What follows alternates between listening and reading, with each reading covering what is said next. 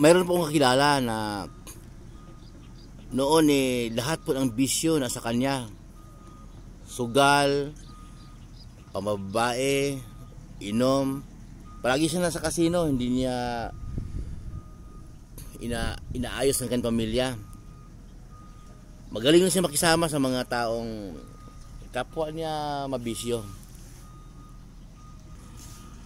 Napansin po niya na kanyang mga kaklase, mga kababata umaasinso dahil nga walang bisyo.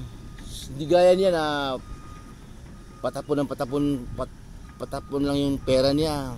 Lagi niyang nilulustay sa walang kakwintang-kwintang bagay. Noong pong napansin po niya na yung mayaman yung kanyang mga pinsan, mga kaklase, samantalang siya hindi siya nagmahal sa pera, hindi siya nagmahal sa pamilya. Nabaliwala ang kanyang mga pera, wala siyang gaano napundar. Kaya binawasan po niya ang kanyang bisyo po.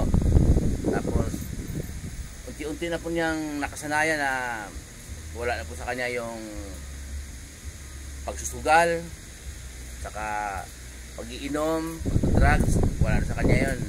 Hindi niya ginagawa dahil po sa mga kaibigan niya at mga kaklase niya, mga pinsan niya na may mga pareho silang may pinag-aralan, may mga negosyo, yung mayaman, marami na pundar. Hanggang sa wala po siyang bisyo, pati pambababae po, inalis na niya sa buhay niya. So, wala na talaga siyang bisyo na natira. Hanggang sa nakaipon po siya ng pera, pinaglilingkuran na niya ang kanyang pamilya, asawa niya, mga anak niya. Hindi na siya ng babae. So, galing ano? Ngayon po, umasinso na siya. May napundar na siyang lupa, malaking bahay, kotse. Kaya siya po'y matuwid na sa tingin ng lahat.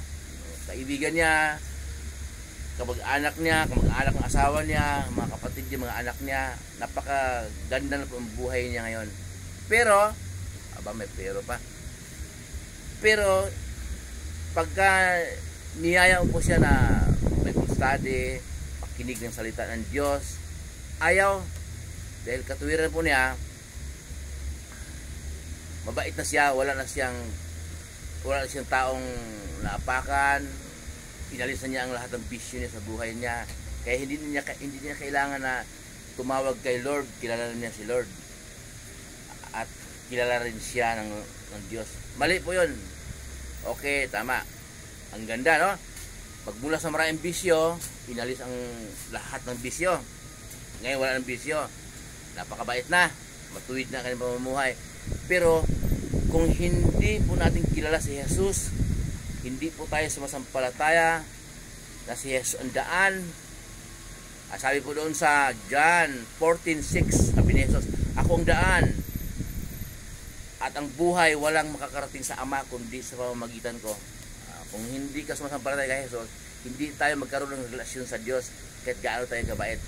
Napakaganda. Hindi po ibig sabihin na hindi pala mahalaga ang kabaitan. Mahalaga po yung kabaitan, pero kulang po kung wala kang panampalataya na si Jesus ang nagliligtas sa'yo.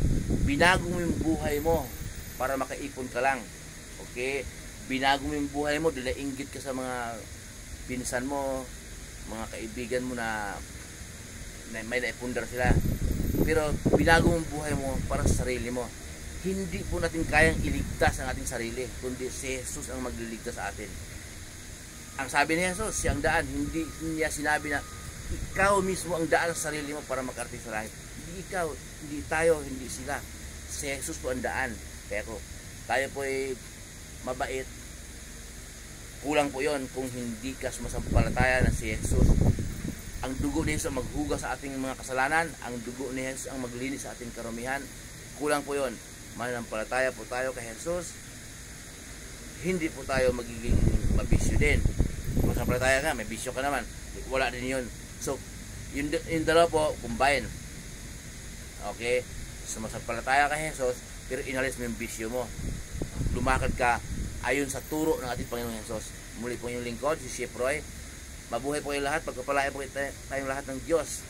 Kasama kayo ng Diyos sa mga anong lakad ninyo, mga negosyo, kahit anong pinagkitaan niyo sa buhay na parihas ayon sa kalooban ng Diyos, pagkapalain po kayo ng Diyos.